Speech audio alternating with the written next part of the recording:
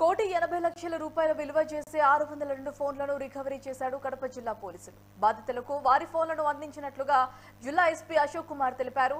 ఇప్పటి వరకు 6 విడతల్లో ₹9.2 కోట్ల విలువైన 4,670 మొబైల్ ఫోన్లను రికవరీ చేసినట్టు వెల్లడించారు. ఈఐఆర్ ద్వారా చోరీకి గురైన ఫోన్ల పరిష్కారంలో మంచి ఫలితాలను చూపిస్తుందన్నారు జిల్లా ఎస్పీ అశోక్ కుమార్.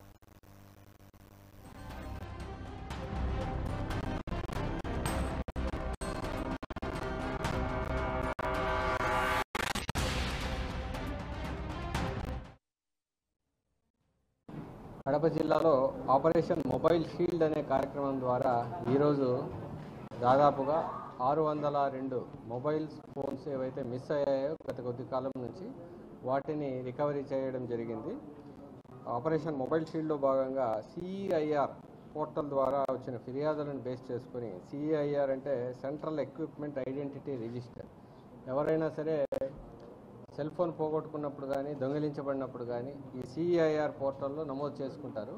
ఆ విధంగా నమోదు చేసుకున్న వాటిని టెక్నాలజీని ఉపయోగించి, అధునాతన టెక్నాలజీని ఉపయోగించి మిస్సింగ్ మొబైల్ ట్రాకింగ్ సిస్టమ్ అనే ఒక టెక్నాలజీని ఉపయోగించి వీటినన్నింటిని కూడా కనిపెట్టి రికవరీ చేయడం జరిగింది. వాటిని ఈరోజు పోగొట్టుకున్నటువంటి వ్యక్తులకి అందజేయడం జరుగుతుంది. దాదాపుగా వీటి విలువ ₹1,80,00,000 వరకు ఉంటుంది.